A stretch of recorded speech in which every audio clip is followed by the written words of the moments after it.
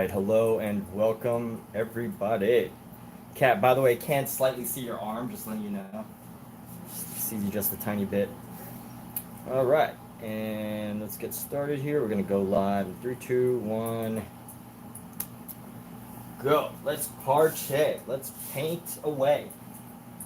Let's parche and paint away. Here we go, peeps. Peeps, people, friends, people of the internet, people of the world, shoppers, lovers, humans, wonderful, awesome, amazing people, all of you. Welcome to this live stream. And here we go. We're gonna go throw on our gloves, get our gloves prepared, get our hands prepared for some streaming, because without these gloves, it's really difficult to oil paint. Especially with, I think long term it's really hard to paint, because if you use a lot of mineral spirits like I do, aka paint thinners, the things that thin the oil paint, which can be necessary at times if you use as much as I do, or as much oil or things like that, it can really start to seep into your hands. Like sometimes I just earlier when I first started, I was like, oh, I'm never gonna use, gloves. Like I want to feel the paint. I want to be one with the paint. I want to be connected to my paint. And of course that didn't work out very long, because I would find that my hand wasn't reacting well to my hand didn't respond well to the mineral spirits used. So, just something to be cognizant of as you begin to use oil paint is if you're going to paint without gloves, you definitely want to find paint that allows you to do so. And that's that. That's all there is to it. And oil paint is not usually that friendly to the top of your hand, your skin. So right now, just adding a bit of shadow around the nose area here, just blending in some shadow there. And let's bring down a little bit of shadow.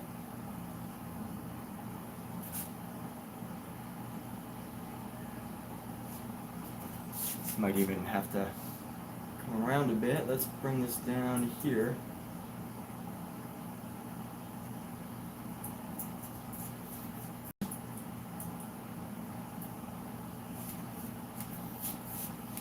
And then let's lighten this up just a little bit. With our blue. Now let's bring this down to the tip of the nose here.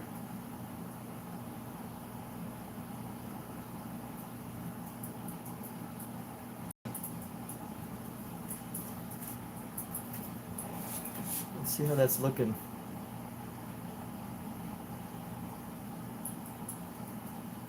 I use the camera to judge a lot of what I'm working on. Sometimes it's not the best judge here. Let's see. Let's find this angle.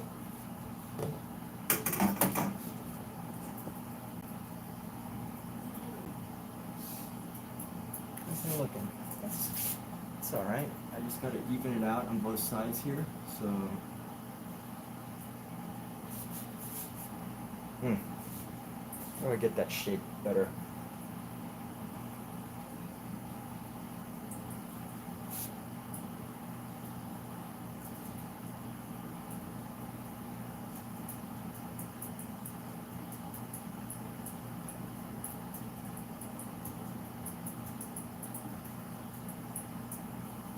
Get a little bit of our purple into the side of the nose. Yo, hey, WOF, was my live stream earlier messed up? I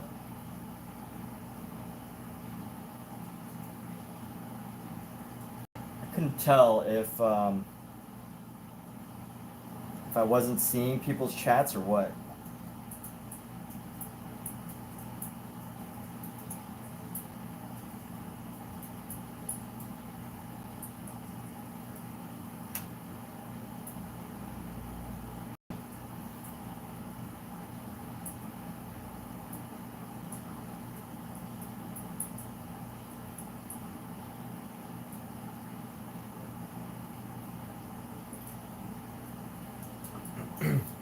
Anyway, adding in some good details here. I like the details so far. Let me see. Oh, you know what I can do is I can extend this arm out. Let's try this. If I extend the arm this way, we could probably get, there we go. It's a nice flatter angle of our supplies here. Nice flat angle. There we go, that's better, right? Is that better? I'm trying to get like the best angle possible, but this camera here, well, you know.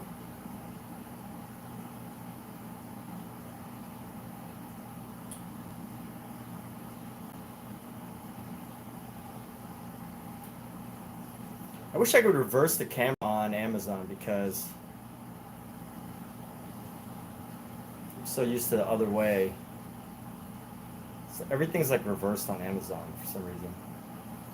So I'm trying to just find a good angle here. Let's see. But if I have it here, I have to be more conscious of where I'm blocking. But I'm kind of dependent on the camera for my paintings. I know that sounds funny, but I'm kind of dependent because I've gotten so used to looking back at the camera. Hey, Cookie, coming out? Come on. Come on. Come. Cookie, get out here. Go. Go. She's in the bedroom all hot. But no, she knows how to make her sound to get out. All right, so anyway, here we go. I'm using a brush now. It's a Rosemary Co brush. You don't think so? A bit laggy, but there are quite a few chat messages that I didn't respond to. Okay, well, thank you for letting me know. I think something must have happened to my live stream. I just didn't get those messages. So anyway, I want to go into the chin here and add some color into the chin. Create some roundness in the chin, which this chin has kind of lost a level of roundness. And what I want to do is to bring it in somehow. And how I'm going to do that is I need to add some shadow along the bottom of her chin, because the bottom of her chin is a little flat, right? It just kind of looks like this like weird colored shape. Weird shape just at the bottom of her head, right? That's what it looks like. Admittedly. So what I need to do is find just the right color, because it doesn't disappear. It kind of stays there. But I do need to find just the right color here to tie it together into like a shadow, because like if the light's shining on here from this direction, you definitely know that you can tell that the light's like, I don't know, what exactly is the lighting? The lighting is like coming from up here. So if I know the light's coming from up there, I know that a little bit of the chin is going to disappear. So let me see if I can finding just the right shade is sometimes pretty challenging. But here we go. This might be bright. I feel like my colors have been brighter than I need, rather than darker.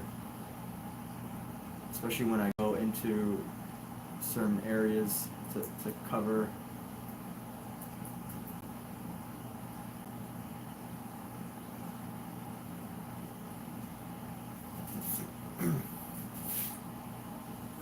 It just gives it a more natural feel as I go around the shape. Why is Instagram giving me issues? Instagram keeps doing this thing to me. I don't know what. Gotta shut it down. Shut down Instagram. Alright. So here we go. We're gonna go.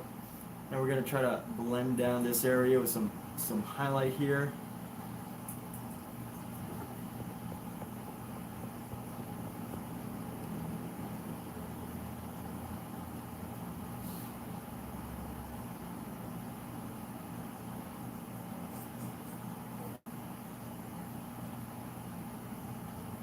And you know, I think it just helps to know how like light moves around a curve. But let's add some bold color strokes there. Spray my vinegar and orange peel solution. Gotta keep my cats away from my paintings. But let's see, how can we add some bold strokes of color around here? We can go a little bit more purple into there. Anybody want to eat? Want to eat? Let's eat. And then add some nice little highlights along here. Let's see, one little highlight along the mouth. Just under the mouth, let's see.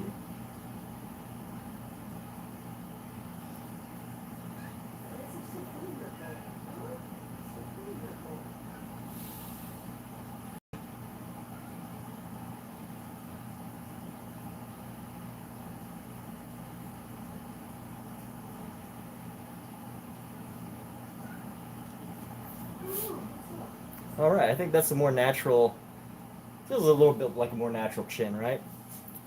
And how do we go about this next part? We're just gonna go right over here. Let's get purple highlight.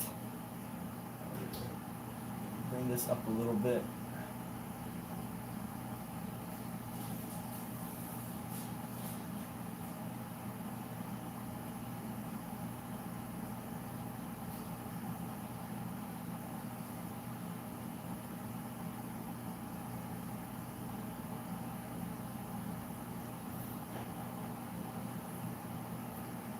Just a slightly more natural look here.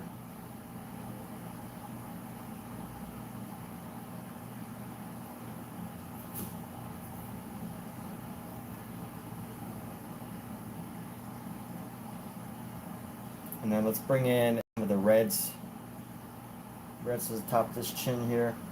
And just using various paints, you know, just picking up paint easily from my easel and then putting it down. Very straightforward process. Pick up paint. What do artists do? They pick up paint and they put it down. Pick up paint and put it down. Really easy. Really nice and easy. And I think something that's important right now is to try to capture the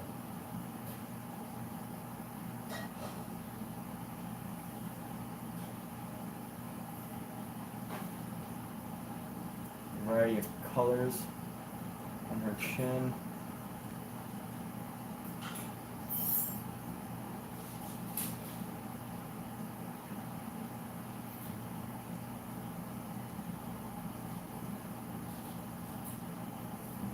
And I want to find a good red to tie this together here. Let's go with a little bit of red and then yellow ochre. It's a delicate matter here.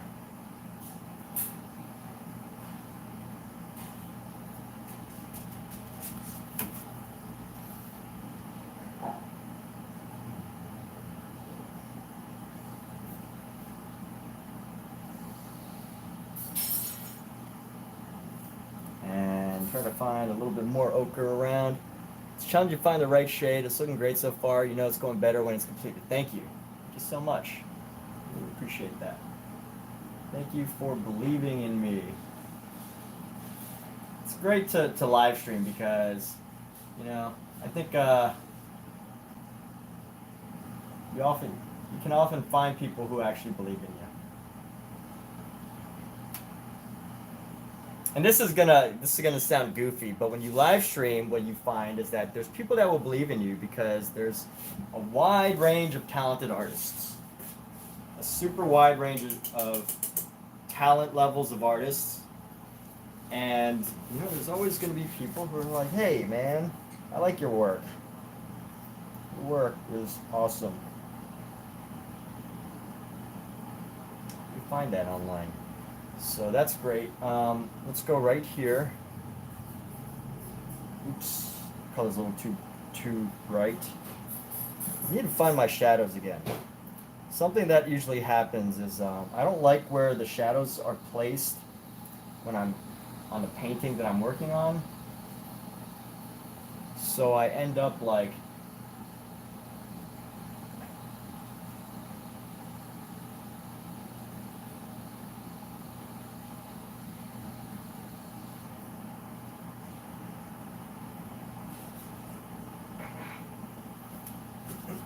just trying to make it look more natural.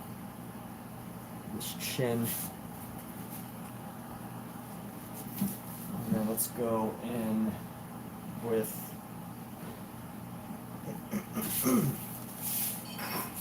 need to grab our umber. Let's grab some umber here. I'm gonna grab our burnt umber. Place that down. So this is a Van Gogh burnt umber. This is Royal Talens, which is a pretty known company, but I use the Van Gogh brand. They have some really interesting colors. Burnt umber is a pretty standard color, but you know, burnt umber is really just a brown, like a form of a dark brown, and it comes in really handy if you don't want to go all the way to. If you need darker shades, you get a lot of variety out of the umber here. So we're gonna lighten this. Let's actually lighten this with our ochre here.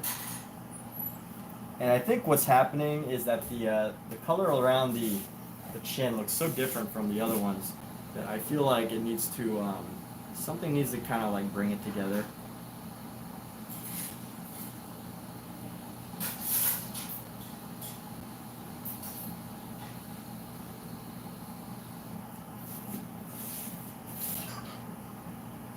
I just need to, you know, tie the, because it looks like two different people, right? Like, if I look at the chin, I'm like, oh, this color is like this bright pink peach color,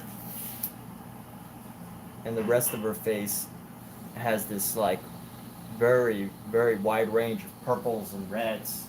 It just doesn't really match well. So that's what I have to do right now, is to make it just look just right.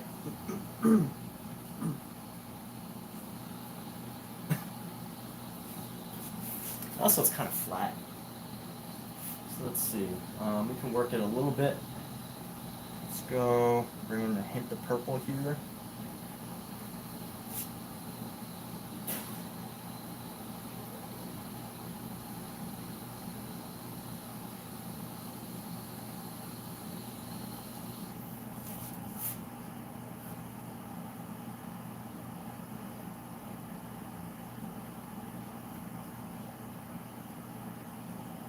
And let's get in some of our yellow ochre right around here.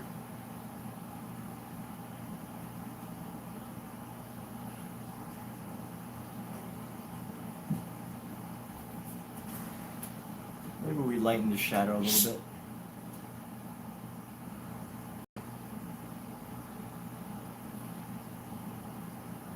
Soften it up.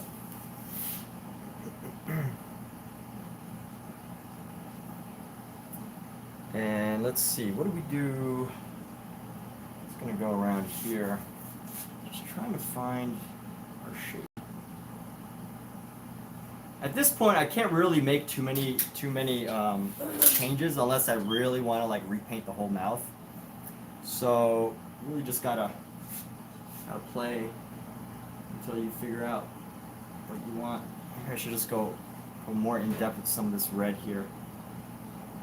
Red and purple.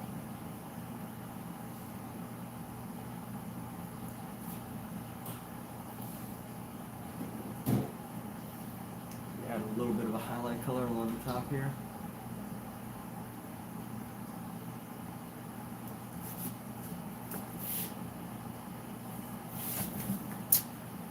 I'm actually struggling with this part here.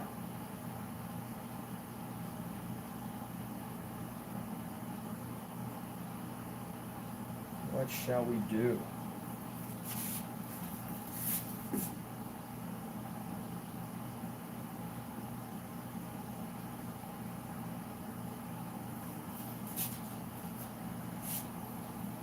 Let's close. Pookie, hey, Fern, get got vinegar in your paws now.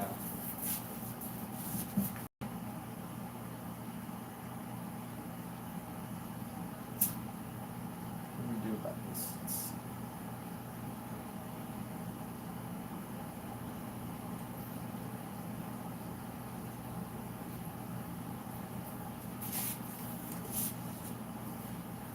Try to bring in some of this purple here.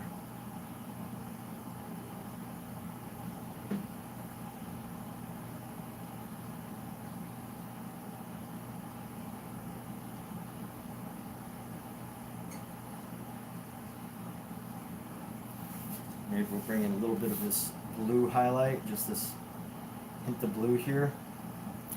Just a little bit right underneath the chin here.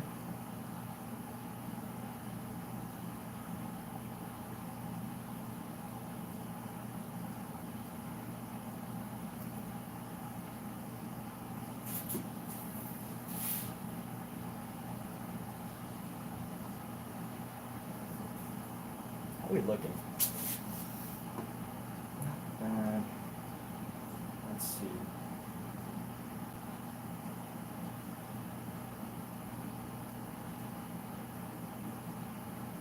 Trying to think how this will dry. So Wolf says, no matter how good, you're always someone great. Just try. There's a fire that should shine even in the darkest of their life, and that's why you like our person. That's what a great essay, man. That's pretty amazing. Some amazing words there. Okay. So I do think that this area is looking okay. Let me bring in just a little bit more. Play with the shadow just a little bit more around the mouth.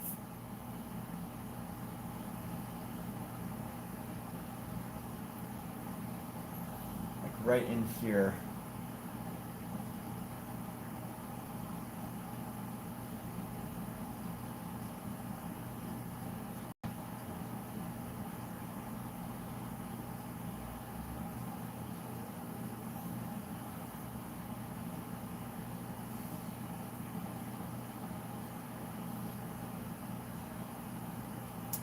That's the one thing about like realism that I don't like. That like kind of bores me with realism. Is you could like I could just spend forever on this painting, and pretty much get the right look. You know, I could spend forever. You could spend forever doing realism.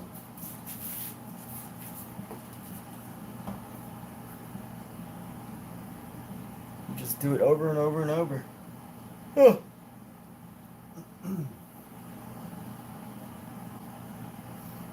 Let's see what we can do here. We're gonna go add a little bit of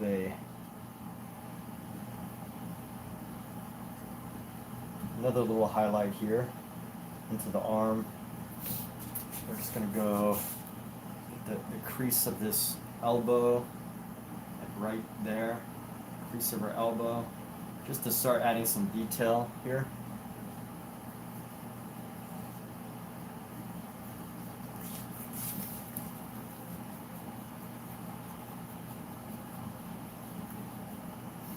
And let's go add in some brown and purple.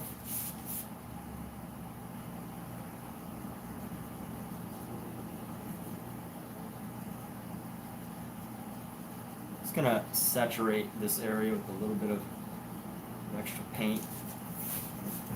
Maybe let's even add in a little bit of green. Just a little bit of green, like a little hint of green into this area right here.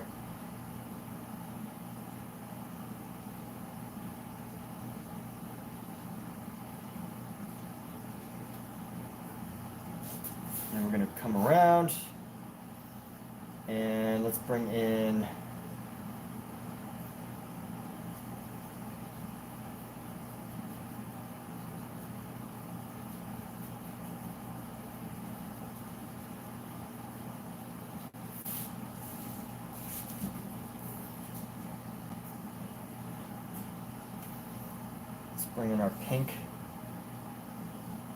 yellow, pink yellow ochre. And let's find this. Let's go pink yellow ochre to capture this little transition right here.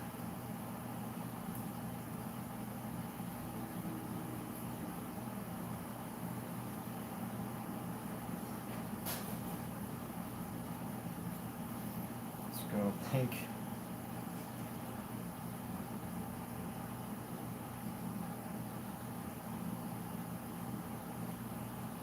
I kind of like this crisscross effect that we have going on, so we might just stick with that just to give it this like extra layer of dimension here.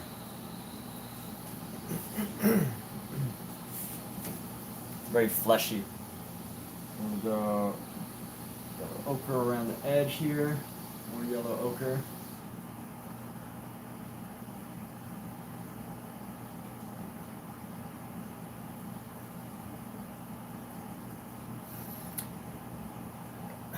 What happened? What do you mean that was weird? Are you getting disconnected? I feel like I think Instagram. You know, this could sound weird, but I think Instagram's affecting my my live stream on this phone, on that phone specifically, because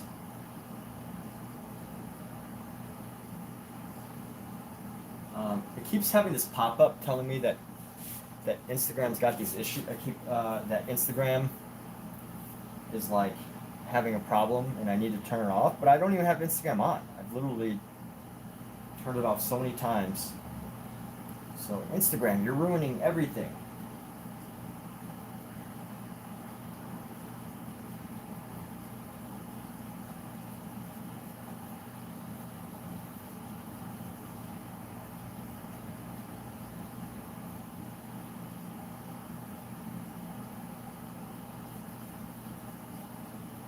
I'm just gonna stay wispy on the arms. Is that looking? Is that how's that look? That doesn't look good. Unless I do that like on the whole thing,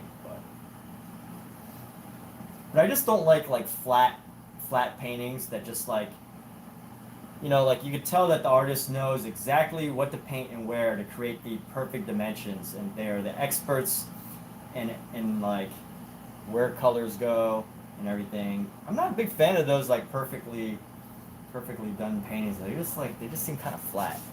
And I really like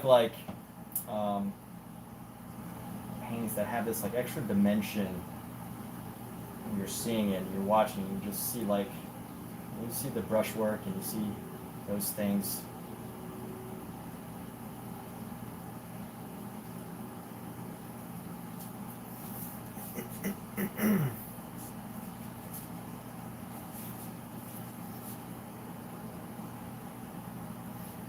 Find some purples.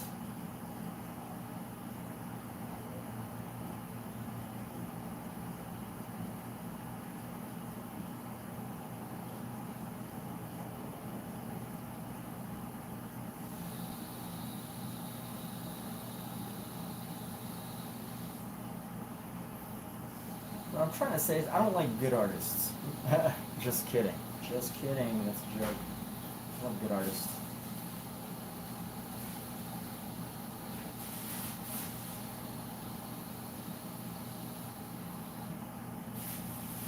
Good artists.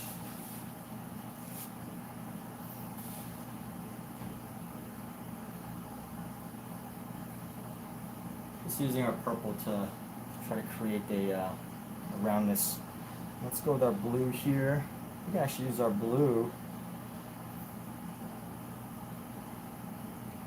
Go around the outside here.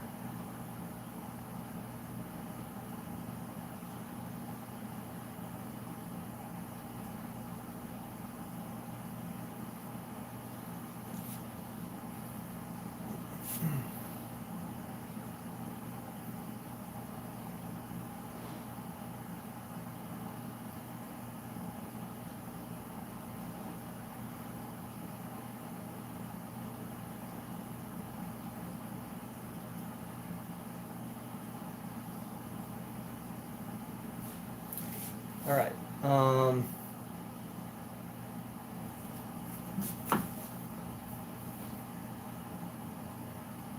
I like what I like. That I should mention to look better on flatter one. And I like what I like. I like the sound of that. I like what I like. What a better way to put it. No better way to put it. You like what you like.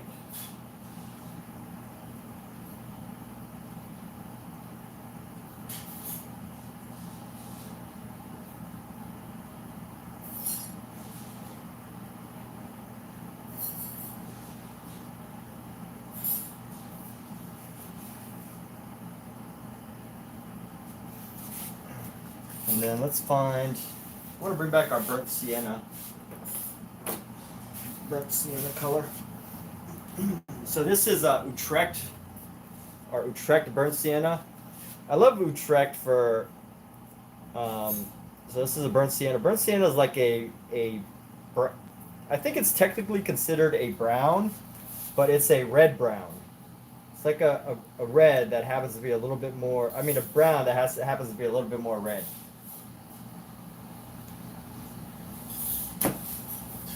And ultimately, I think that it's helpful to have a wide variety of browns when painting any flesh tone.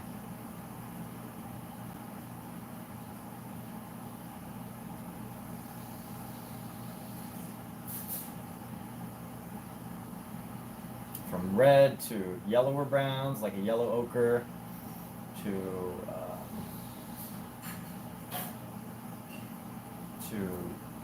totally brown browns, to all sorts of different shades of brown.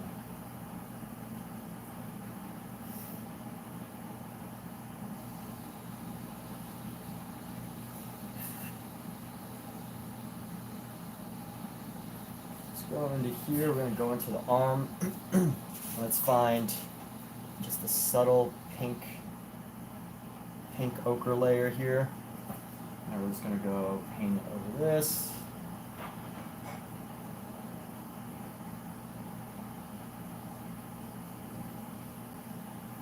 Just find this like fleshy form of a human.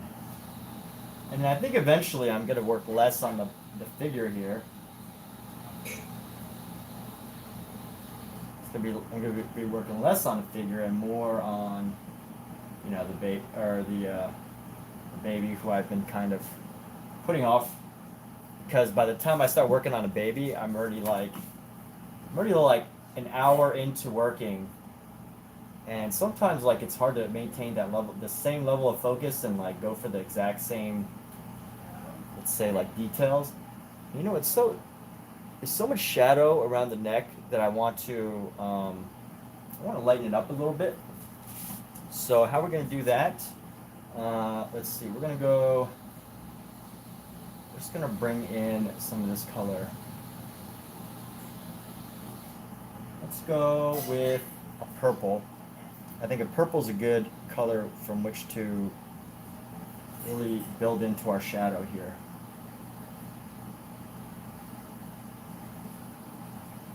That's why we paint, right? We're not pen and ink artists.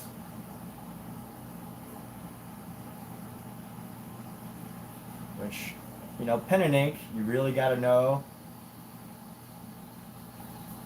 how to, you know, transition color, and pen and ink, you really got to know, like, or pen and ink, you really got to know your values.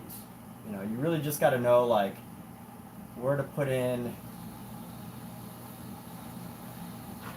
where to totally shade in everything, and where you can kind of just play around with various looks. But with paint, I mean, you know, you have colors, so why not play with color? And I think that did the job. You know, we were able to just soften it. We were able to soften some of the details with this purple here. And I want some shadow, but not all of it needs to be, you know, totally, not all of it needs to be.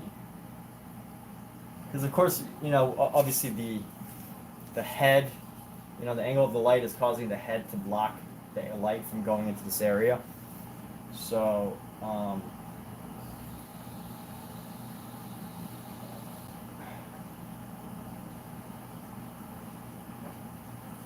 the values are going to be a little lower in this section.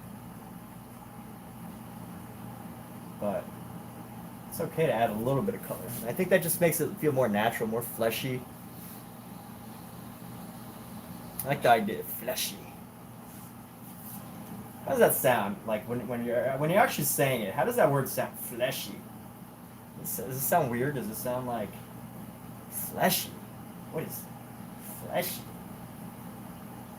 What is he talking about? Fleshy. It's like, you know, the color of flesh, the color of skin.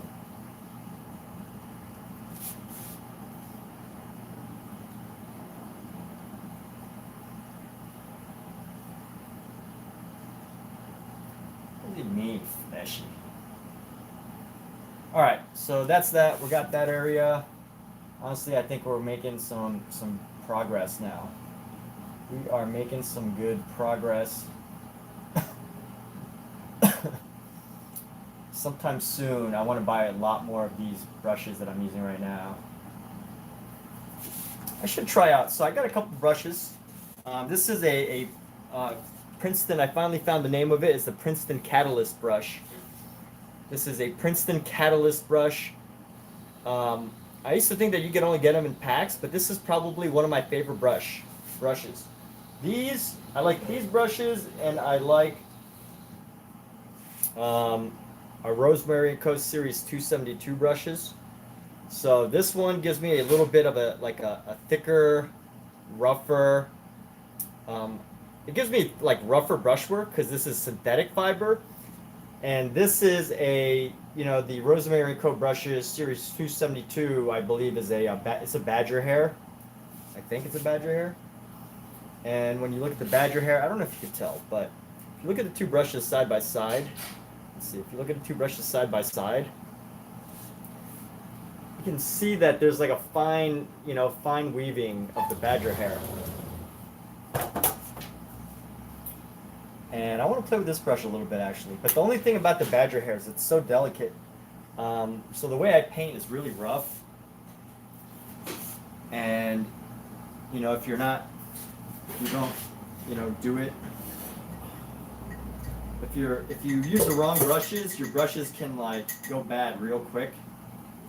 And usually with oil paints, oil is usually known as like a really like fine painting activity. And when I mean fine, I don't mean like fine as a quality, but fine as in like, you're getting very deep, like, you're painting very gently and just, brushing layer upon layer, so ever so like delicately, right? Like that's what I mean by fine. Like it's very delicate. It's traditionally known as like a very delicate painting medium. But I happen to be very rough with my painting medium. But I happen to start with oils, and I just, don't see myself painting any other way. And each brush has their own effect, right? Like this one I could just really be rough with, and I'm going to get like a rough look. This one I'm going to get much softer textures. I'm going to get softer textures, spreadability across the arm. I'm going to get like different forms of spreadability with different layers. So, I could probably use both brushes to good effect. But for now, what I want to do is just paint this all, get this all painted. Let's get some purple into this, into her. Which reminds me, I gotta get more. I gotta get more violet. It's a good color. It's a very handy color.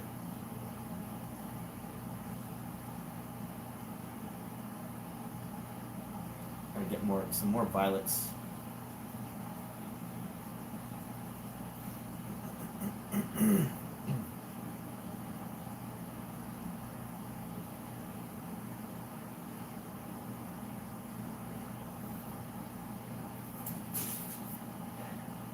And I like where this arm is at. It's got a similar look, right? Like as I'm painting this, I'm just thinking, is it cohesive? Does it have like a similar tone to the face? Does it have similar effects? Does it look like it was painted by the same artist? Sometimes I could get in trouble with that, like, you know, I kind of like, my mind wants to do one thing, and somehow it starts to like change the painting solely because, you know, I've decided that I want to go a different route. That's the one thing about having a process. You know, if you have a process, it becomes very helpful, right? Like if you do the same way every painting, which is, you know, the traditional way. If you saw how I started this painting, it's pretty rough and loose. You know, I covered the canvas and then started painting over it, whatever. But I think the traditional way is you draw all this out with pencil or like a thin, you know, a layer of whatever. It's just, you know, you just use pencil or whatever to sketch out every detail, and then you just paint within the lines. And then, you know, you just paint everything within the line, and that's it. And because everything is already perfect, the drawing and everything, you don't have to worry about trying to find like shapes. You just got to worry about color. But that's pretty much the way that has been done through centuries, still done today. You know, you might even need to use a projector, or you might trace, or however you transfer an image so that you can paint on it, so that you can paint the perfect image. However you need to do that. I say a lot. I've been saying a lot more lately. But anyway, finding just the right technique. When you have the right technique, you can just repeat it over and over. But I usually do.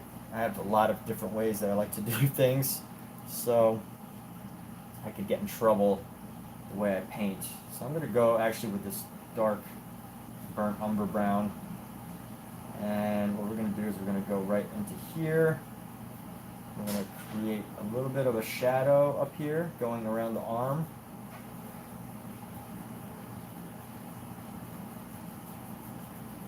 And coming up, we're just going to come around. And now we're just going to find a way to blend that away. So we're going to soften that by blending it away. Let's find a burnt sienna mixed with our blush. And, you know, I know that if I'm going to try to blend this away, I have to use a color that's a little bit lighter, like this.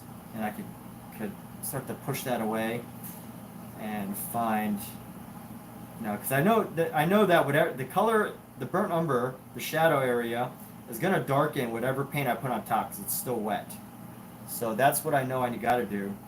And because of that, I can actually just use lighter colors and just blend it and blend it, and eventually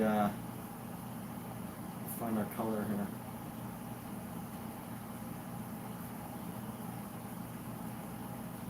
Find the right shade.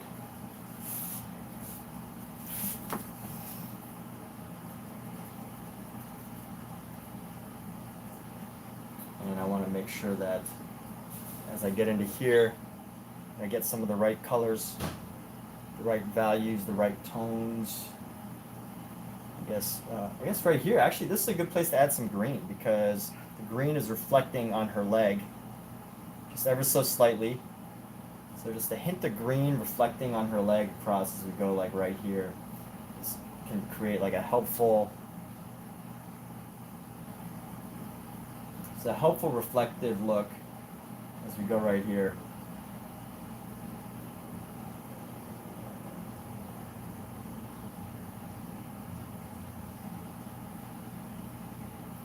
One of the most interesting things I learned from painting or from like other artists is painting with block in the painting, then comes details. That's what Michael Rubens says. Yes.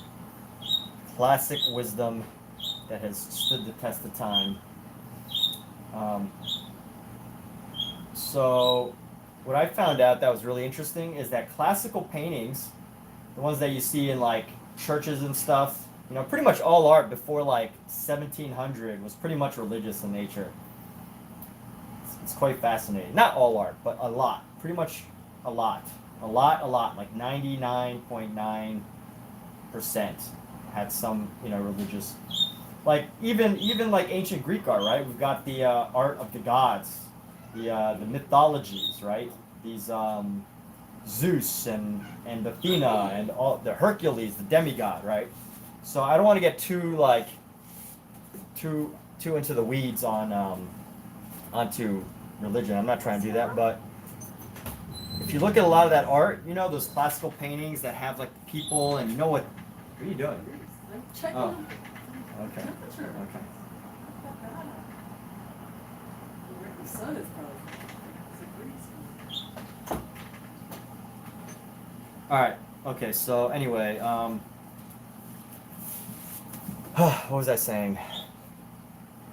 Oh yeah. So, if you really look at that art, what I found out was that a lot of them used green for their undercolor. It blew my mind. I didn't realize that classical artists use so much green for their undercolor. And this is just the leg here, but I'm just trying to find some good coloration for it. Throwing some pink here.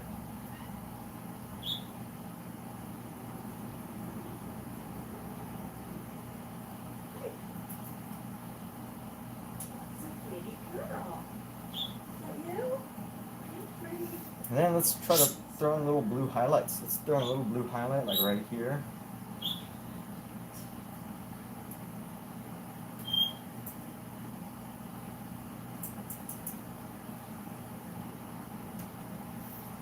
Nice stroke of blue. Nice reflective blue, green. That's like a really nice green there.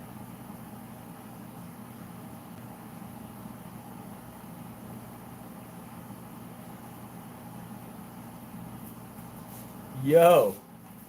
Omizu Paints. Omizu Paints is in the house. Omizu Paints is here again. Alright, what I want to do now is I want to add some red into the leg here, just building up around her, building up, similar colors. But I don't need to get too detailed into this leg. It's a leg, right? So that's kind of like a leg. However, she's folded onto herself. She's folded onto herself in this way. Let's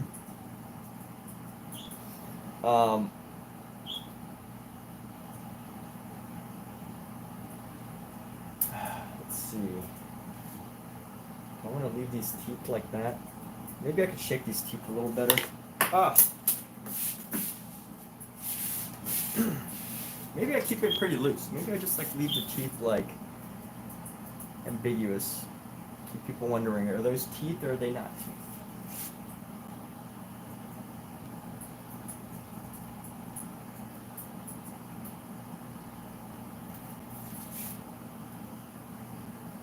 Yeah, you know what? I like the ambiguity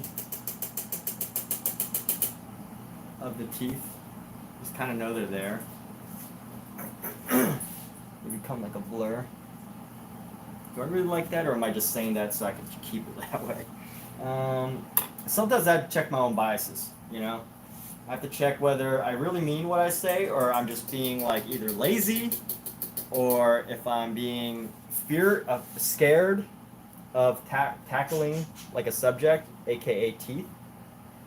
Sometimes that happens, it feels too intimidating, possibly even too much work to do something.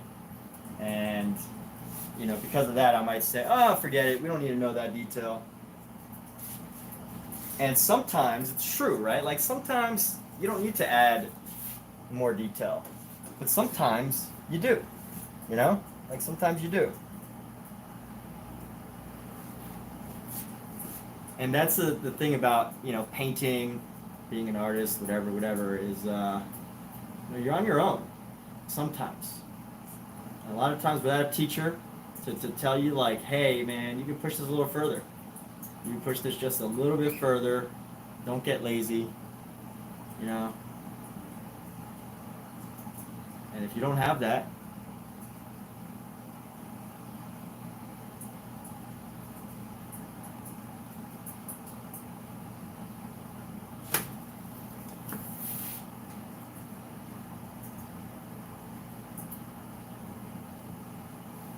this is why you don't get too detailed with teeth. It's because if you get too detailed, it starts to look funny. So we're actually going to go into here. I'm going to make it gray, like right here.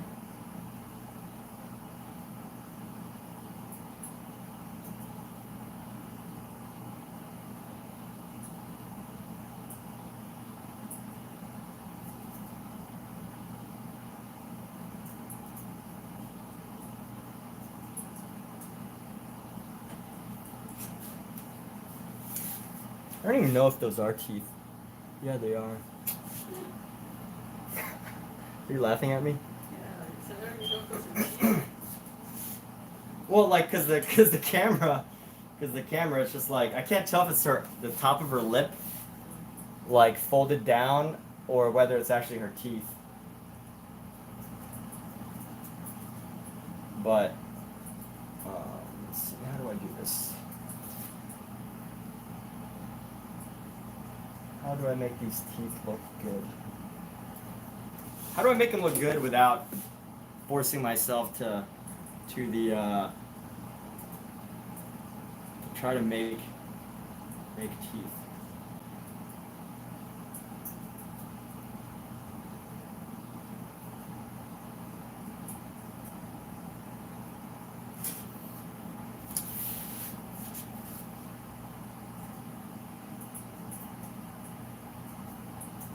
That's alright. That's not bad, actually. This is actually pretty decent right here.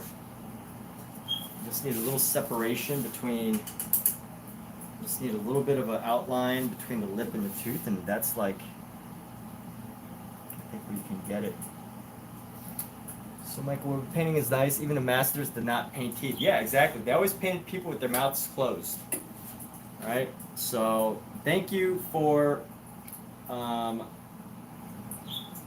know, it's rare that Michael Wilbur actually says something that like supports exactly what I'm saying. That's not true. Michael Wilbur is a very supportive viewer. I'm always glad to have him in here in this live stream.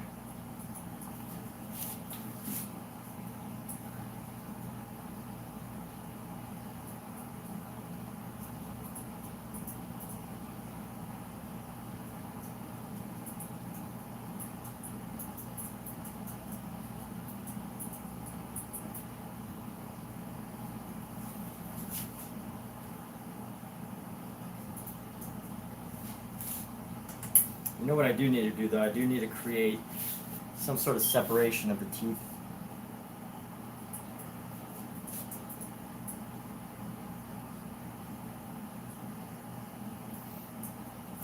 If you want to add a little extra highlight, let's find a white highlight here.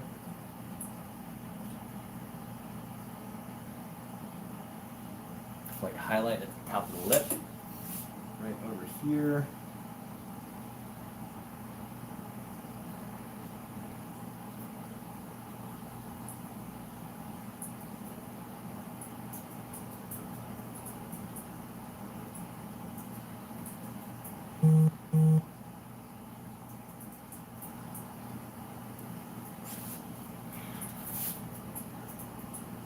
Might be a little much.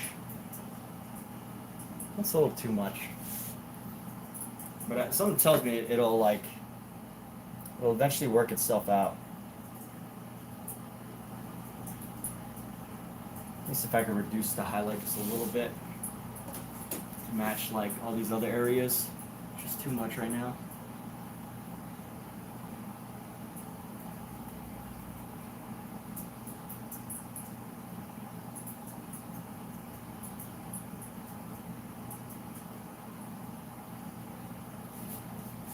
Is that a little better? Yeah, a little bit more natural. I just applied some purple. and the purple helped to make it better. And now, what I got to do is I got to do the her top lip. So her top lip, if I'm gonna make these teeth like this, I need to do something about the top lip. I need to sharpen the detail of the top lip. So I'm gonna grab our burnt umber here, and give her one tooth and paint teeth like chiclets. Oh, all the wisdom. We have all the wisdom of the ages here in this live stream. The wisdom of all the greatest artists of all time.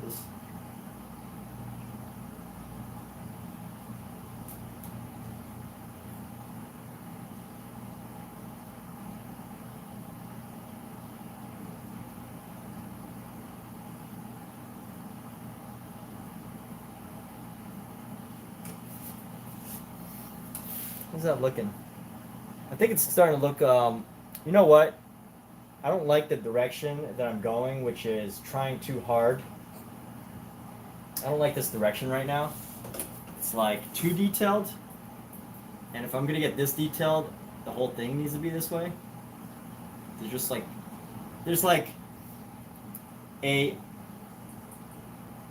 it's just like not a nice level of detail that's happening here. It's starting to become like uncanny valley. So I need to do something about that, which is we're gonna come down here and bring down some shadow bring down some of this shadow. And I can just, blend that up, but I want to find our reds. I want to find some of our pink reds. And let me just find just the right combo for this top lip here, and I think I need to stop touching the face before I ruin everything.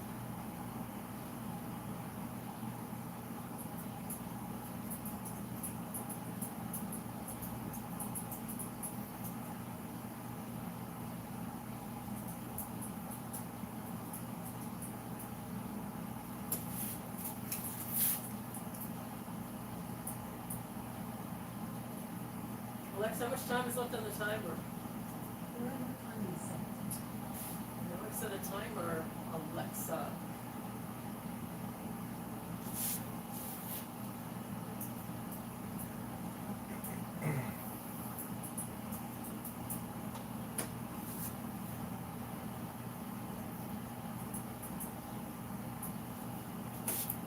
Michael says I should just put the canvas down if that's what I'm going to do. So, now that's my cue, that's my cue to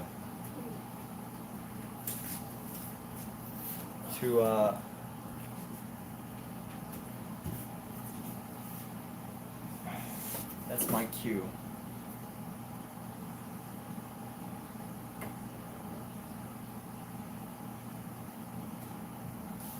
Now I'm just gonna leave these these subtle teeth. You know what? I these teeth are okay. These teeth are okay. Not too detailed. Not, just enough to show that she's smiling. Part of me wants to take on the challenge of painting teeth, but then part of me is like, dude, don't. It's all good. Let's see.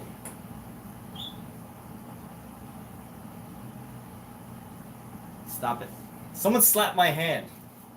Would someone on YouTube reach through the screen and slap my hand right now, please? Stop it. Stop it. Alright, I'm going to leave these teeth really nice and subtle. And let's move on here. Let's move on.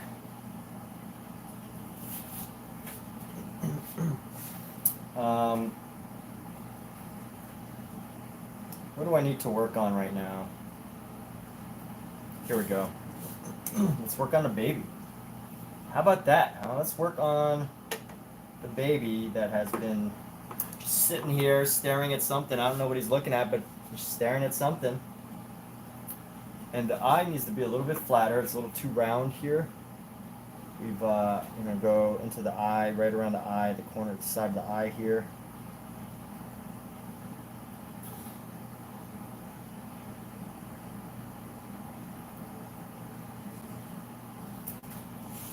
Okay, let's see. We're gonna reduce the roundness of this eye.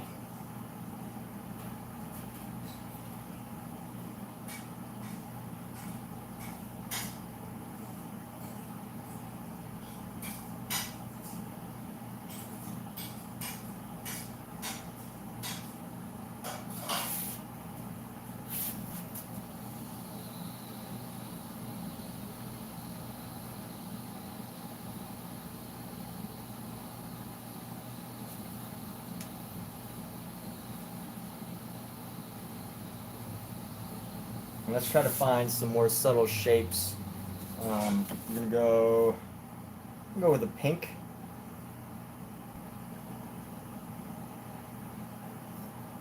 I'm gonna come around this eye to cover this area that's like become basically this black around the eye. It shouldn't be this dark. It's a good place to start. It's a good start. We're just going to give her some eyelids. Give her some nice subtle, some eyelids, some little baby eyelids. Even babies have eyelids. Babies have eyelids.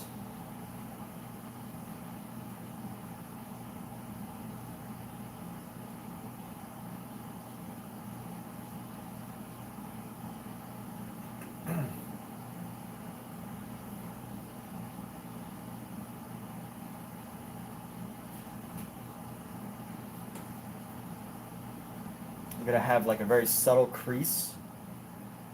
It's gonna do a really subtle crease on the top of the eye here.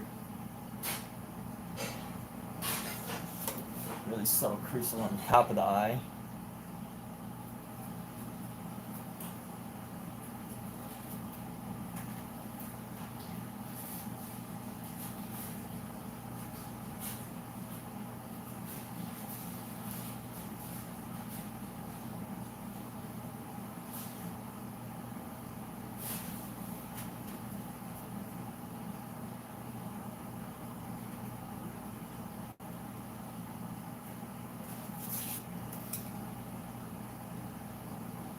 Now the eyelid looks a little too thick. Let's soften this outline here. We're gonna go yellow ochre. And I want to reduce how dark this section is right here, right around the eye. So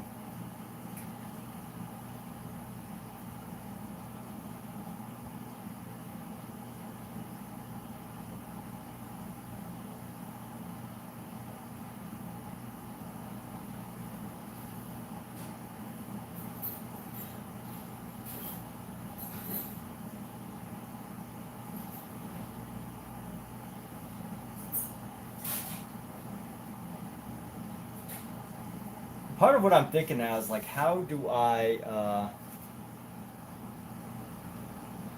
make the baby's face look like it was painted by the same person as the mama's face?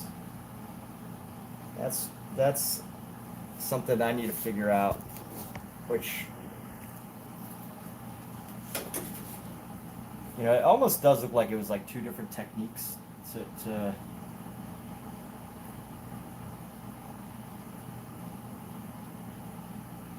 it almost does look like it used two different techniques.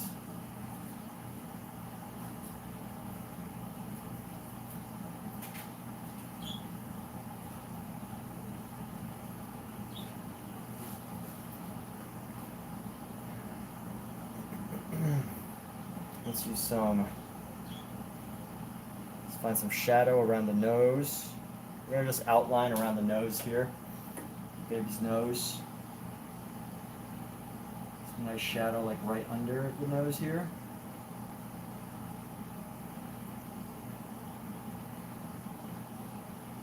As we come up around the lip. Right under there.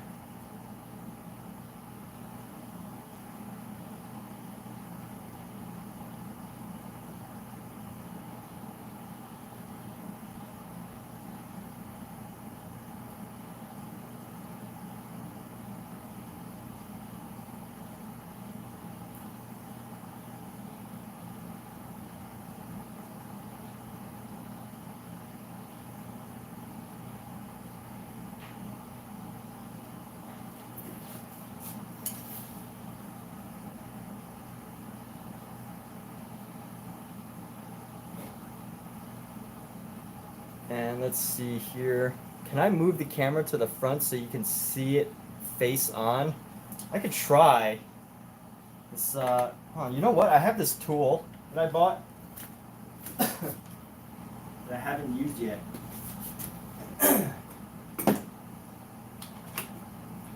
And maybe now's a good time if I'm gonna duo stream here.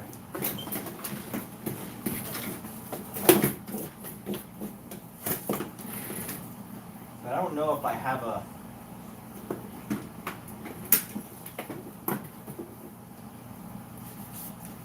my adjustable arm that I have not used a single time yet. But I don't know if it actually fits anything. Oh yeah, so this is gonna be trouble, but I don't know if this will fit a device because I need a special clip onto this that I don't have. Otherwise it would be perfect.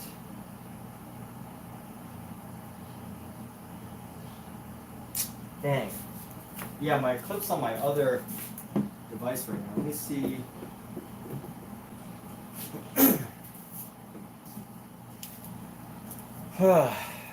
Alright. Michael, I am moving mountains for you, okay? We're moving mountains for Michael Wilbur. Just because he asked so nicely. Let's go. Let's move mountains for Michael Wilbur.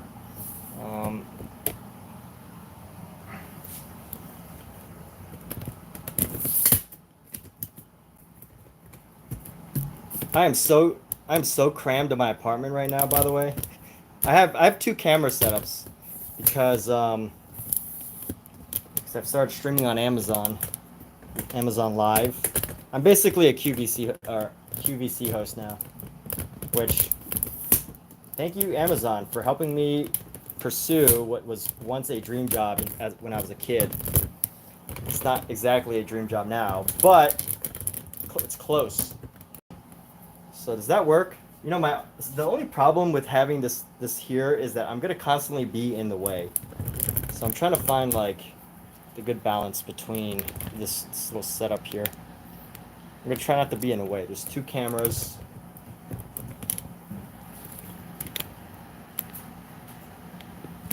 Is that better, Michael? Are you done crying?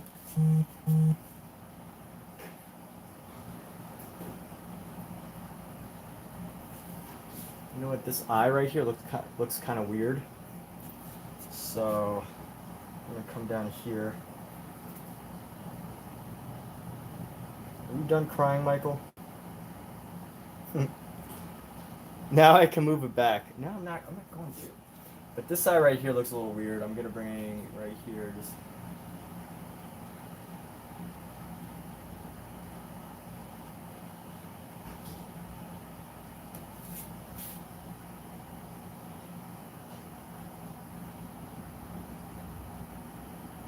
There we go.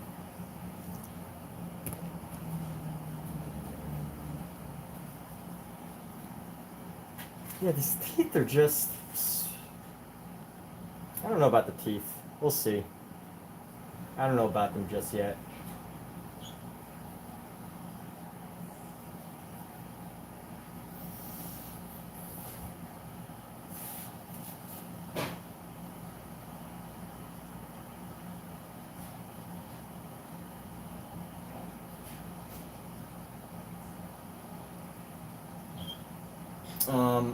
All right, so I was distracted, but let's get back to the baby here. So what needs to happen with the baby? Baby obviously has these lines across its body, and I need to like really subtle line transitions.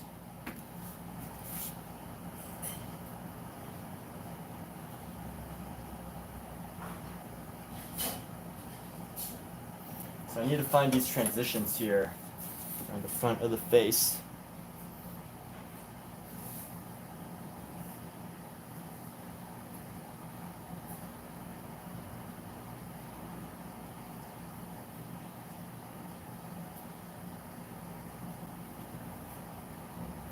And then let me try to find some of these other similar shapes here. So just using brushes to capture some of the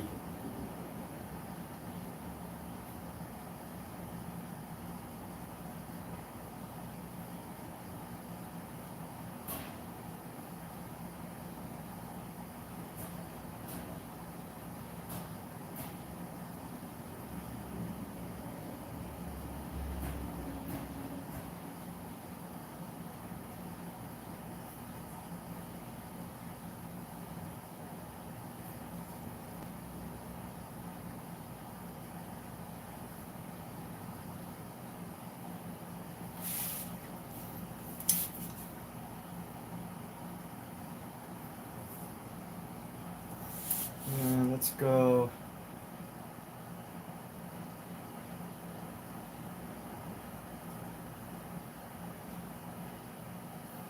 Can I actually make this tip of the lip here really dark?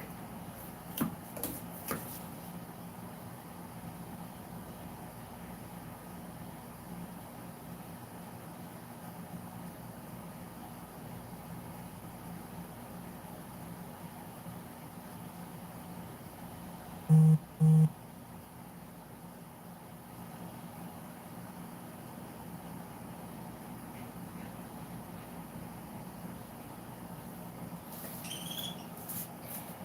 then let me go.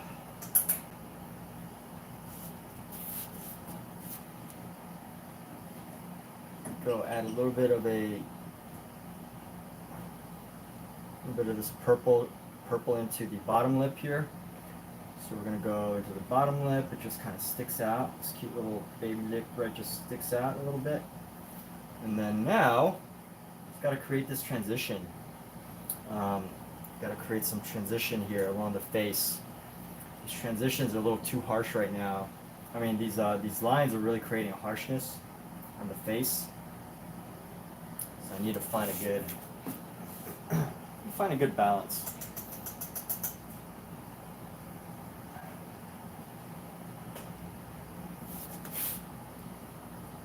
Like I really got to get rid of the bottom shadow. The eye from the bottom of the eye here.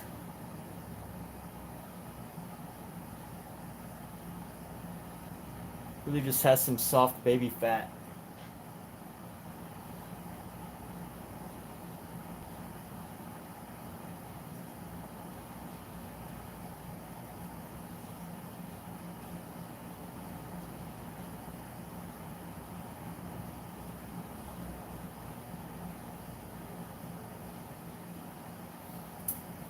So here's the question, when does the artist's touch comes in? When does this become not a photo? Like, why would anyone paint the photo? Why does anybody paint photos? It like makes no sense to me. People should just paint things that don't exist. And I'm not being serious right now, but I think that's an interesting discussion, right? Like,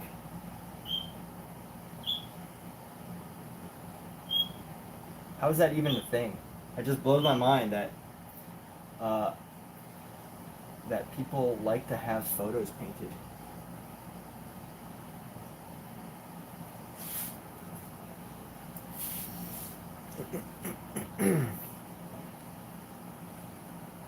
Sour Patch. What's up, Sour Patch? How you doing, SP? Got a new name? You got the new name?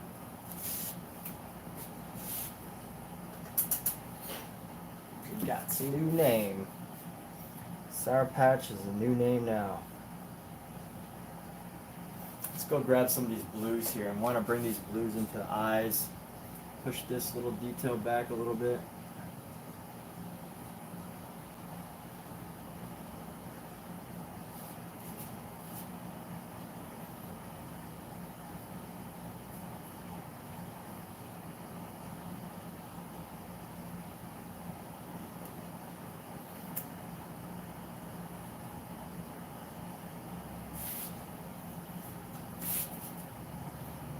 Let me see here.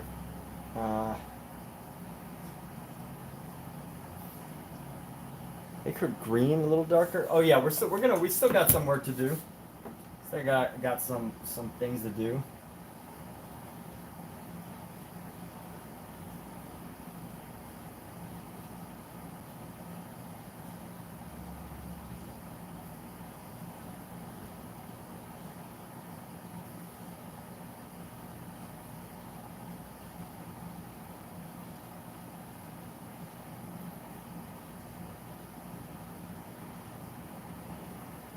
I need to look up what an eye looks like up close. Like I'm pretty sure it's like a round.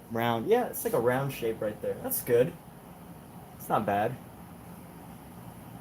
A little too. It's very intense stare, this baby. So intense.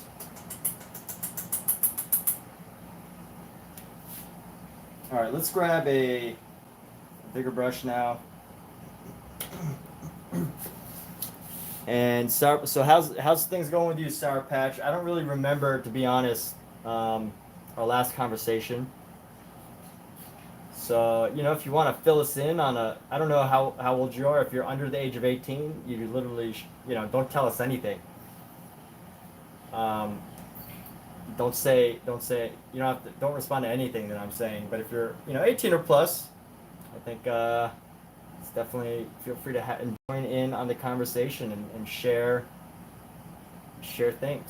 I believe in privacy. Privacy of my viewers are very important, so never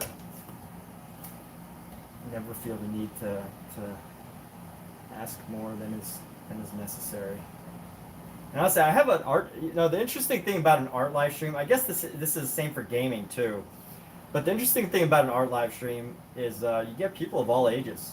You know, younger people who want to learn, older people who want to just like want to armchair backseat paint and tell you what to do, like Michael Wilbur, or other artists that just want to make fun of you.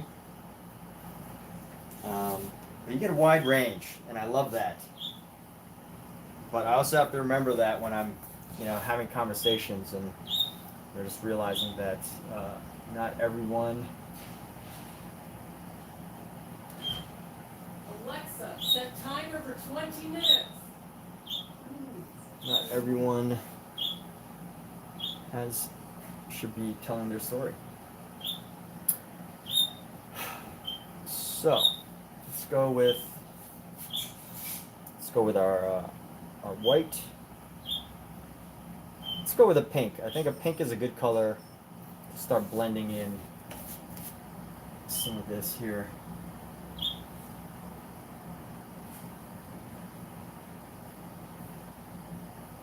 And then our pink is going to come right up into it.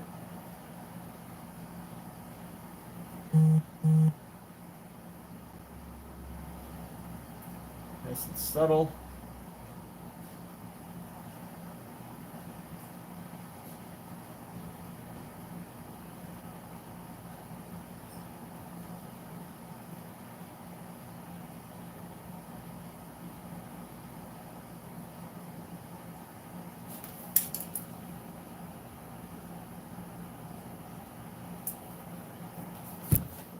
Let's go ahead and bring this down. We can bring this pink down. Let's bring some highlight. We can actually round this out right here.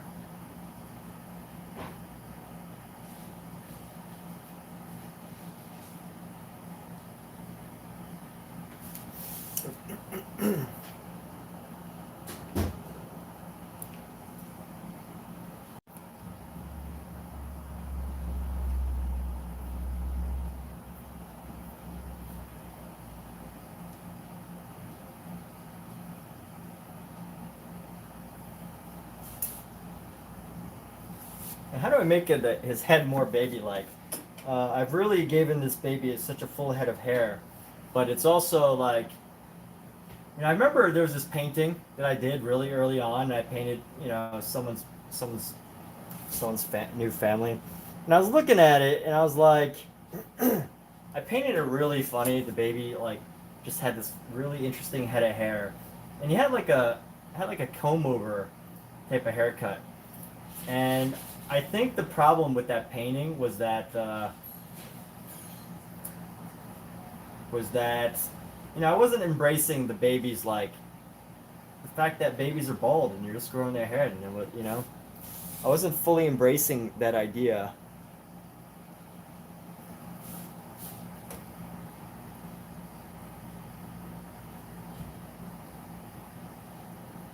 And I might need to paint over this a little better.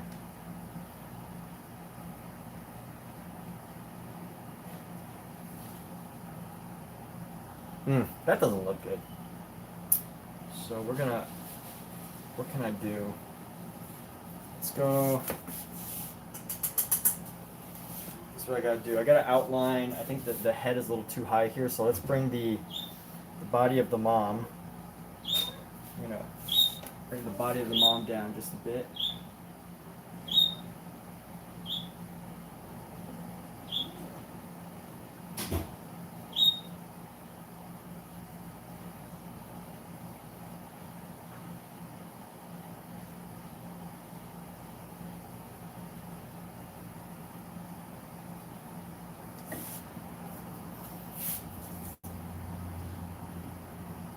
And then eventually, you know, we're gonna paint over these little bald patches.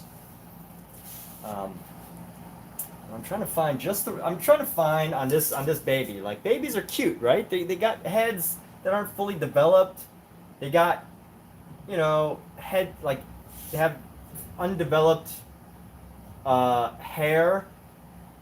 And it's one thing when you're looking at the baby, you know, you look at the baby and it's adorable, right? It's like the cutest thing you've ever seen. The baby has this like adorable head of hair that like it's just growing in, and no one like faults them for it, right? No one like thinks anything of it. But when you're painting and you start to paint in like little bald patches, it like you gotta find, there's like a balance. I don't know the science to it, honestly. And I'm maybe going to discover it on this painting. But obviously this doesn't work. I know that for a fact. And the secret is to literally just, you know, paint the hair again. But it's just, you know, interesting to think that, like, getting that fine balance between painting a baby with a bald head. And she's not bald. She has hair. It's just very sparse, right? No one like criticizes the baby. Yeah, it's baby hair. Exactly. That's what I'm trying to say.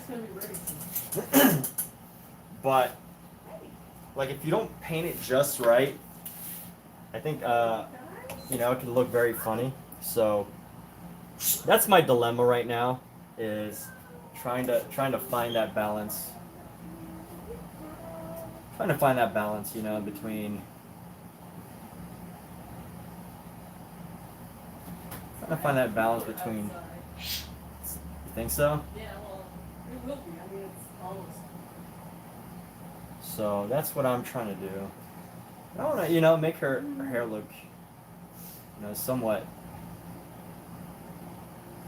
Right now it's 83.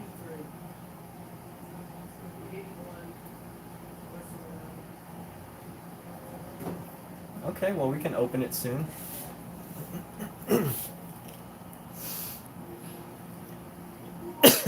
I think we're coming to like some answers here. I actually like this. There's some answers revealing themselves upon what I was just saying earlier, and I think the secret is just kind of like, you know, How much time is left on the timer? Alexa, how much time is left building on the some timer? of the colors. Let me see how this works. I'm gonna add some pinks. So, you know, the fine art of this is trying to find like the right balance between baby baldness and, you know, making the baby look cute. Painting, it's one thing. Looking at a photo of a baby, like, no matter what, it's cute. Like, you know, oh look, she doesn't have a full head of hair. It's adorable, right? Like, that's babies. But trying to paint it, how do you do it in a pretty way? How do you paint a baby's head with just, you know, with some hair, but not a full head of hair? But also, like, you know, you got to remember that the painting, both the photos and a painting are going to last a long time, but, you know, the painting is a real, painting is a real thing. It lasts, so. And I guess also something to keep in mind is, like, you know, there is hair over most of the surface. It's just very sparse. So, you know, it's not so much about, like, maybe it's just about layering on top. That's kind of good, right? She looks like she has a full head of hair, but she also, you know, like, if you leave it too too sparse hair, then it looks funny. But if you don't leave enough hair, it also looks funny. It's like a double-edged, you know, not a double-edged sword. It's just a challenge for the artist. Painting a baby's head. Challenge. And I feel like this actually looks okay. And if I had to analyze, always make the baby look funny. This baby looks serious. I think this baby looks funny because she's serious. Omizu says, always make the baby look funny. You know, it's times like these when I can't tell if Omizu is like giving advice that's actually like based on something, or if he's just trying to make a joke or something.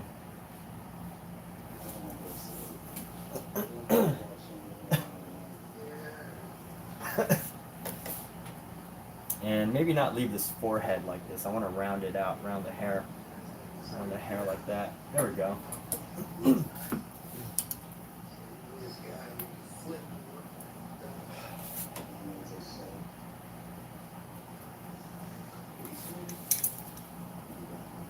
Oops, my phone's got 15% battery left. Lisa says, always make the baby look cute. Alright, so for those of you that want to know, I would like to know, like, that's why I love live streaming and painting, is because it helps me, you know, gather my thoughts. So it helps me gather my thoughts. And if I was to analyze how I got the head to look this way, which I'm actually pretty happy with.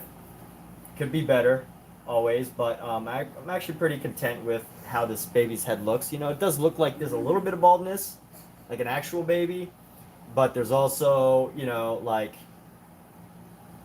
it's also like not ugly bald. It's like a cute bald. And again, babies that are bald with just growing hair, it's always cute, but in a painting, you got to do it just right. So, if I was to analyze, I think it comes from creating these like little areas of where the head should be. And then just like what you're seeing in a photo, usually there's like little, just the thinnest, finest little piece of hair just like going over it. And to get that effect with a paintbrush, I think what you need to do is basically just to paint that area and then just do little brushy effects over. I do want to capture a little bit more of this space to give it a little bit more of a baby hair look.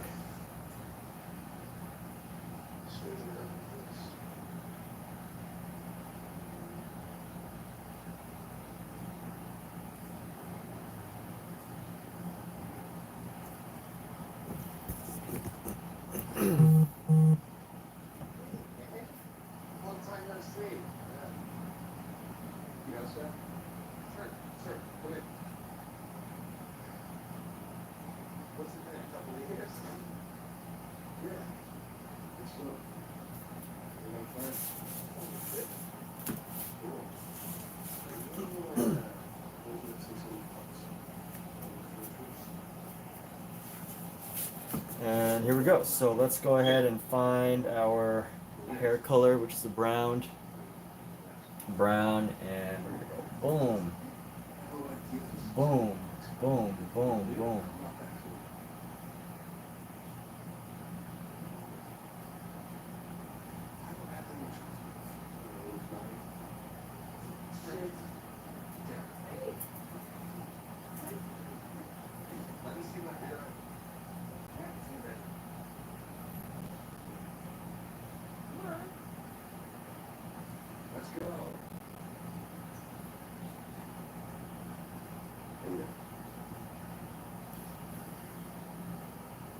There we go. All right.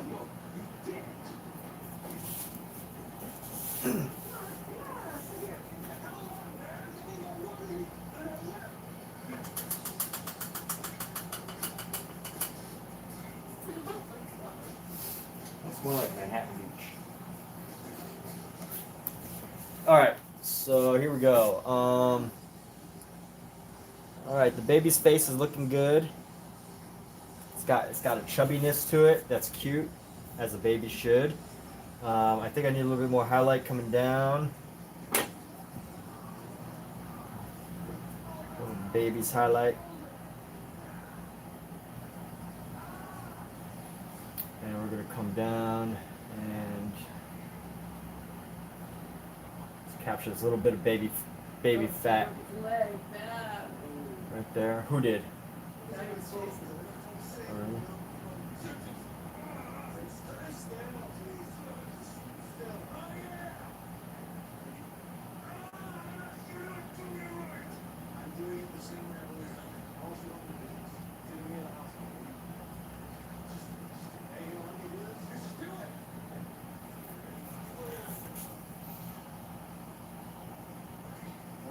And you know, I think the thing about baby faces that I'm seeing now is there's so much like there's so much just little subtle areas where the you know the baby's like little cheeks are just like, you know, just starting to develop and grow in, and it's just like, you know, you're figuring out, trying to find like the subtleties of the transitions of the form around the baby.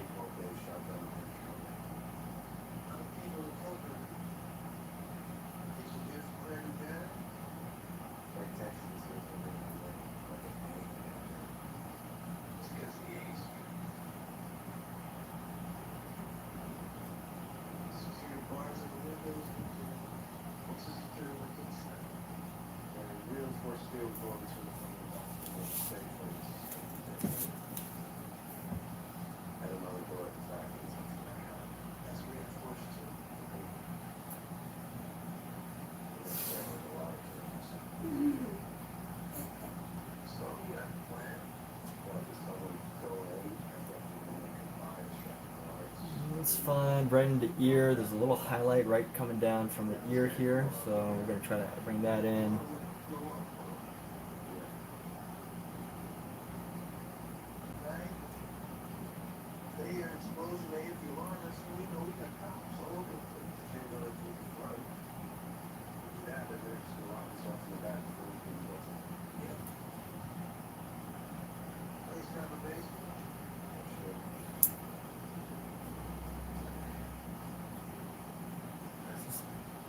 Trying to find like her hairline.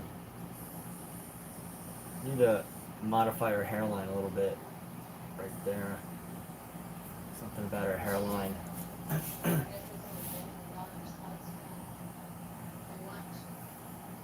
And let's see, right around here, there's some shadows here. I want to capture some of the pinks, the reds of the face. So let me see how I can add some reds. I'm gonna like, you know, spice things up. Start to add my own like little flair things. Give the baby some like red cheeks, you know, oh cute red cheeks, like right there, right? Just like, this is my own flair, right? This is what they pay artists to do, I think. I mean, by the way, I'm totally making this up right now. I could be wrong. But, you know, it's like, we're talking enough. Sometimes you say good stuff, right? But this is what they pay artists to do, right?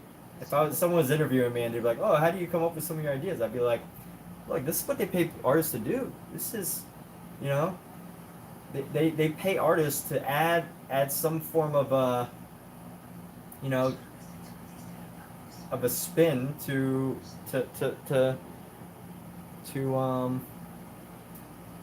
I just stuttered, excuse me, to a picture, right? Because that's what a photo is for. A photo is to capture the moment, but a painting is to just capture the detail, to capture the uniqueness of an individual, to do all of those things. And she's a little too red, but you know what? I actually think that's okay.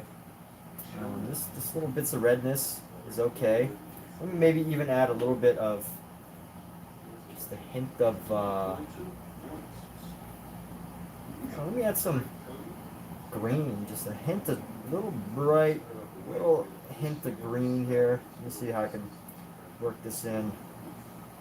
Well, green and red just That doesn't work well together. But let me see. I'm gonna go little bits of green and red right here.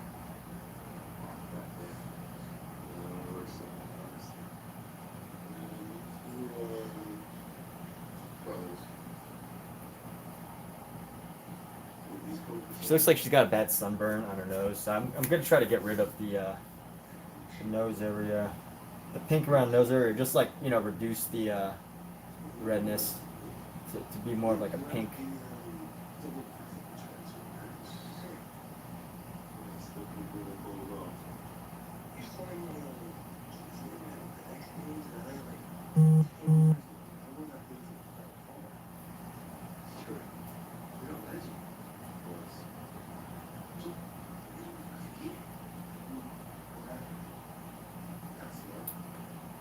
And then I think this needs to come down just a little lower. Round out the cheeks a little bit. Add like a highlight coming out from below.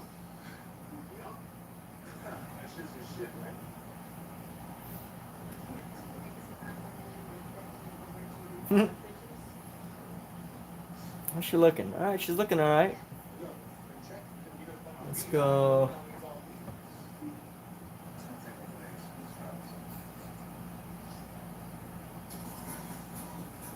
Let's go.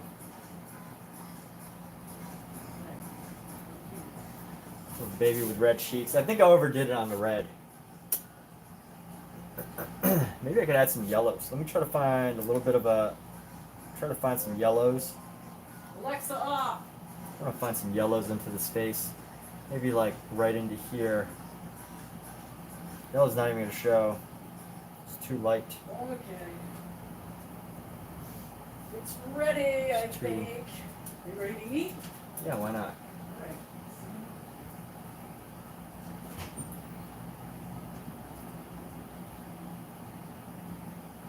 Alright, and Kat has also made dinner. Not only did she get me lunch, she also got me dinner too. She also made me dinner. How lucky am I?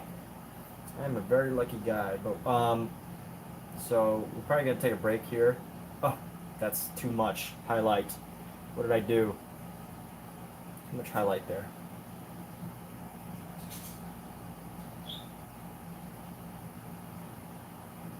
So here we go. Trying to add some yellows into the baby's face, just to capture, you know, some more variety of color. And that needs to be blended up a little bit. We're gonna go with our burnt sienna color. Maybe dip it in a little bit of purple. Burnt sienna mixed with a little bit of a violet. And we got a, oh, no, that's too much. Yellow ochre. Too much. There we go. That's okay. That's an okay color. I don't mind this look.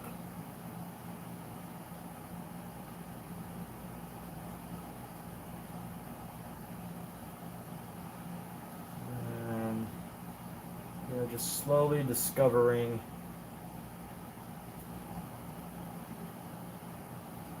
a variety of color here around the baby. Want to reduce the color around there.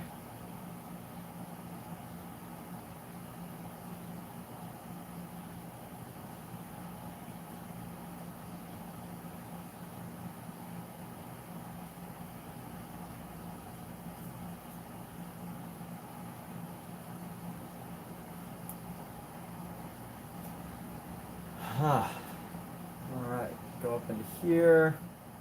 Use this brown to capture some of the colors right here.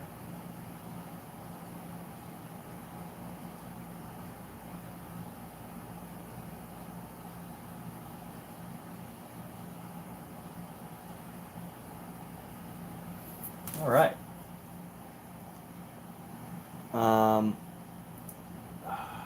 Let's see. We'll probably go right into here. We can actually break this color, go into here a little bit, create like the triangle, create some some volume.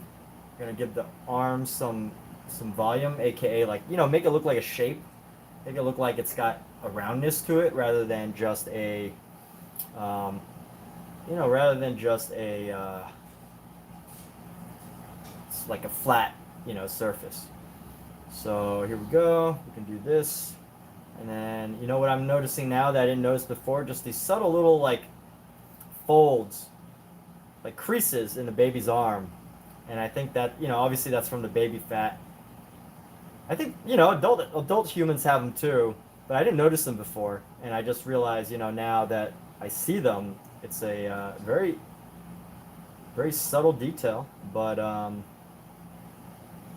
think it's important to put in. So let's see, just capturing some of the much more subtle transition in this baby's arm here. And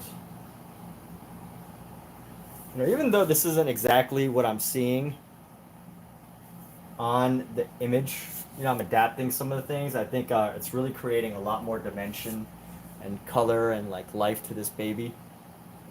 Life to the baby. Maybe too much. That might be too much. We'll see. I still have some time. I've got the rest of my life to finish this painting.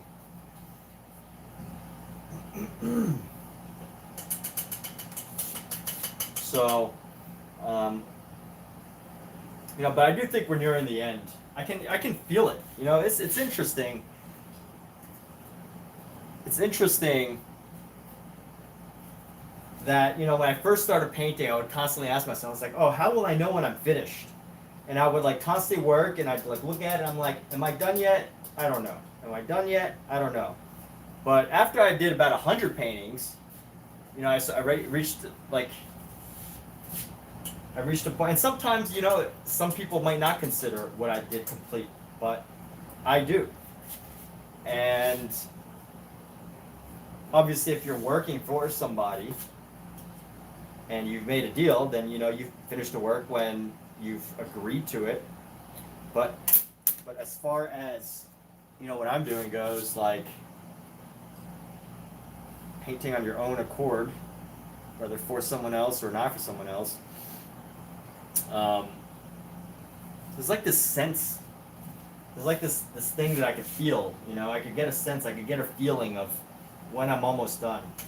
And I find that really interesting because it just, I don't know, it's like all of the excitement of working on a painting up to this point has been like so like in the zone that I start to feel not lighter, not like something's like lifted off my chest, like it's been this big stressful thing, but just this like, I guess it's actually like a feeling of like achievement almost, you know, like all that work, and then suddenly at the end of it, things are wrapping up. It's almost kind of like bittersweet, like the last day of school type of feeling, or like nearing the end of school.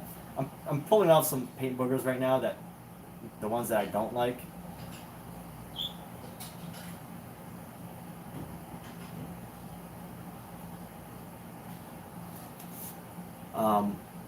But, you know, here's a good question. When do you know when a painting is finished?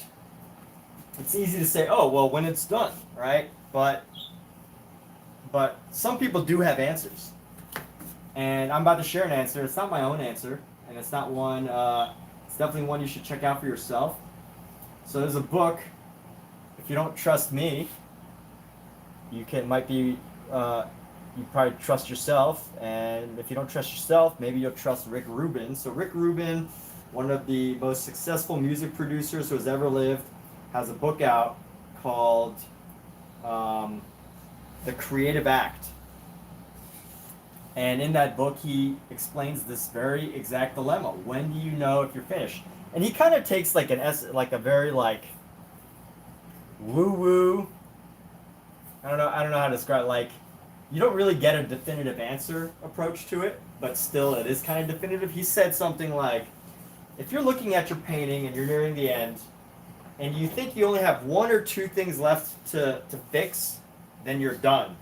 If you think that you have like a dozen things to fix, then you need to keep working.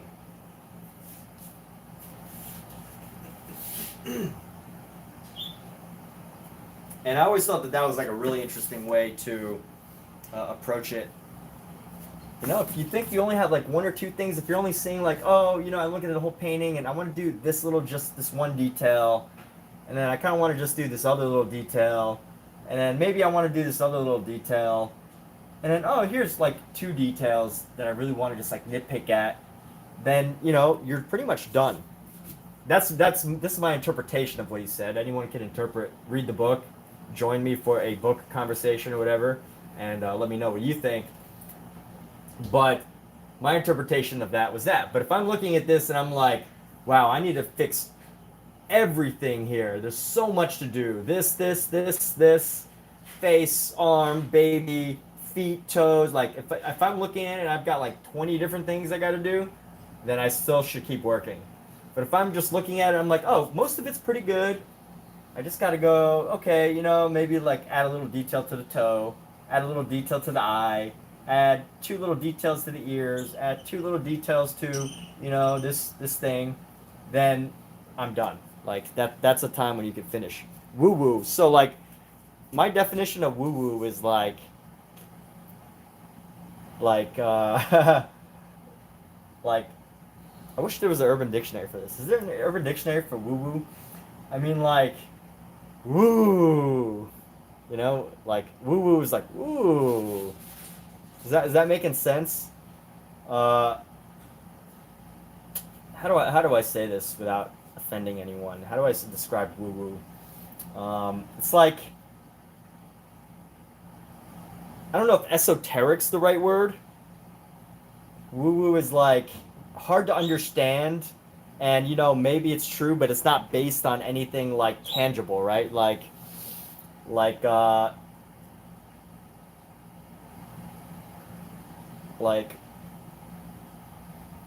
yeah. It's like woo woo is like, you know, it's not like a fully physical, tangible answer. And honestly, that answer, Rick Rubens' answer is actually pretty practical. It's not woo woo at all, but woo woo is just like, how would you describe woo? Woo is just like, it's not like, it doesn't feel objective. You know, it just feels like you're hoping for something to happen. You're hoping for answers rather than actually having answers. Anyway, Rick Rubens' book, it's not woo-woo at all, but it is, he does get into like some spiritual aspects of art and creating, which, you know, for some people that might be woo-woo, but I think it's a great book. I love his ideas, and, you know, with any idea, I think everybody should test things out for themselves. See if it's true or not. Woo-woo, yeah, magic. Exactly. Woo-woo is like magical stuff. Exactly. Good. What, Amizu, what would I do without you? I would be still trying to figure out how to explain woo-woo. All right. So, anyways, I believe in woo-woo stuff, but I know I do like to be upfront about when I am talking about stuff. Like whatever. Anyway, take care, everyone. We'll be back a little later. I'm gonna work some more tonight, but I'm gonna leave this here for now. Hey, no.